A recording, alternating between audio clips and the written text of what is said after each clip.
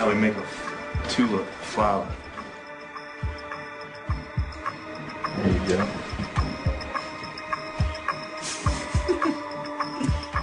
Where's he at? I don't know. Now y'all got spooked. Scared guy. They smoke into air vents to mask the smell. I'm a little nervous too, man. Just get the door. Get this out of here. Don't do that, dude. They rush through the cigarette.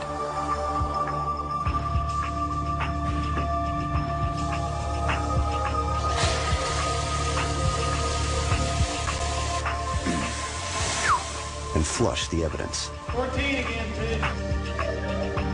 But Swanson busts inmates for smoking all the time. And his shift just started. 17. With the young crowd that we have, very sneaky, very manipulative, will try to get away with stuff. Personally, I hate guys getting over on me, man. I can't stand it. Does it happen? Absolutely. Swanson suspects someone was smoking. He and another CO narrow it down to 2 cells. For these guys, they're offered an opportunity of 5 months and go home, but a lot of them choose to trade flesh and blood for tobacco.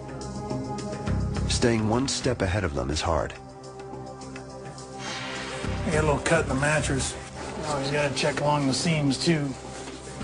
They're always finding new places to stash tobacco. Regular deodorant for us, but for them guys, got a good hiding spot, but there's nothing in here today. These guys got nice families, decent looking homes, and they trade it all off, man, for whatever they want. Hide stuff in their clothes, because who likes to go through dirty clothes? And that's about it for this one. This cell is clean. But in the next cell, the officer hits pay dirt. You can see from sweeping the floor in here, there's tobacco. He discovers tobacco and a battery. And there it is. You can see the burn marks from where he's been using this with little foil strips from some sort of wrapper to light his cigarette and whoever else's cigarette in here. So. The cell belongs to Anthony Klein. It's the last straw. Swanson will send him before the Rivers Review Board. Next week, they may kick him out of the program for good. But first, Klein must tell the people he loves most he's messed up again.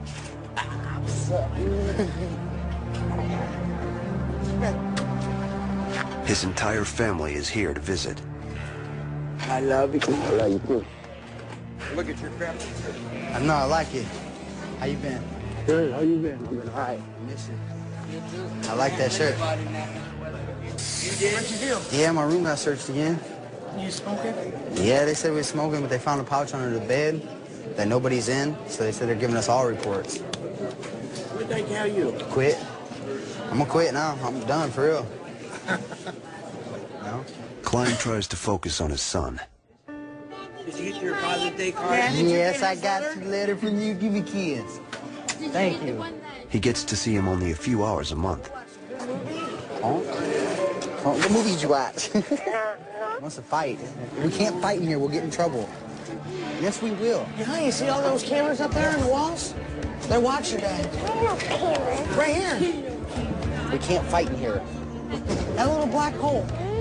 There's a camera in there that watches everybody in here. Especially home and building supply. Tell them about the big turtle at Olsen Park. But the incident hangs over him. I don't know. I'm gonna appeal it. So it probably won't go through by the time I'm out. But I got 2 reports already coming. Come here. Give me a kiss and hug. Give me a kiss. Give me a hug. Hug me, baby. I love you. You love me? Okay. Bye-bye. Tell Daddy we'll be here next week. Klein promises his family he won't make another mistake. Love you. Love you. Now, he must convince the review board that he means it.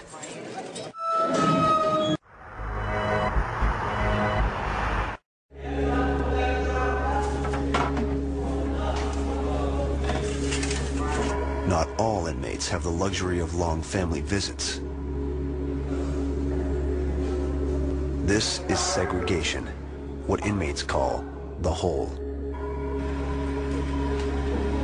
Here, 100 inmates live in isolation 22 hours a day, with nothing to do, no one to talk to, and no view of the outside.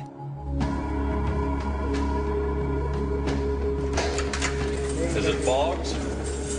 And Thomas Boggs just arrived. He asked to come here for protective custody. During a routine strip search, a CO discovered bruising on Boggs' arm and leg.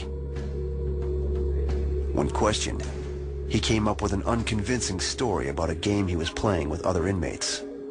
I was playing a martial arts game called Hit for Hit, and it's a self-control thing, and they don't have self-control. But you're not supposed to leave marks, but they did, and I didn't think anything of it until after it happened, and then I was like, oh, crap. So I take my punishment as it's needed, and that's all I can do. I made the mistake of playing the game. I got to live with it. One of the men suspected of hitting Boggs is also in the hole. It's his former cellmate, Jerome Anderson. He doesn't back up Boggs' story. So he was saying they're playing some tit for tat game or something. I mean, what's that whole thing about? He said he was playing tit for tat. I don't know. Anderson says he can't explain the bruising. As far as I know, he probably gave them to him himself. He got some issues. He ain't type I like to be around me. He's funny. Boggs made his situation even worse by asking for protective custody, or PC. Once someone checks into PC, you know, what's their rep on the yard? He's a coward. He ain't no good. He's on his own. Boggs hoped segregation would keep him safe, but the hole is miserable.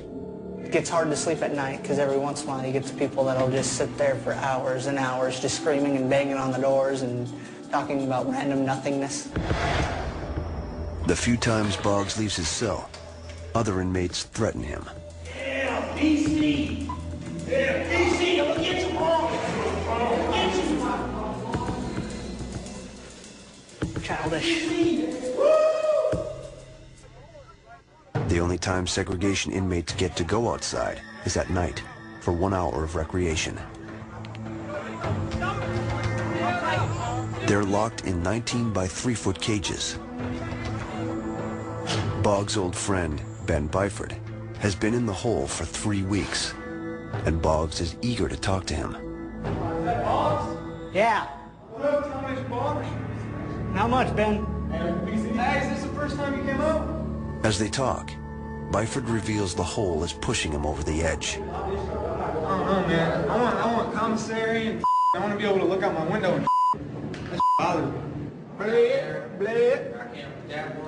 Man, I'm way hyper. All this walking, I just keep getting faster and faster. Ben, did they increase your meds? No, they took my meds away, dude. Hey, they took me off Adderall and Trazodone and put me on Depakote, Seroquel, and something else. Dude, I've been sweating out of nowhere and hot or cold sweats and I've been dreaming some crazy ass. Now more than ever, Boggs wants out of the hole.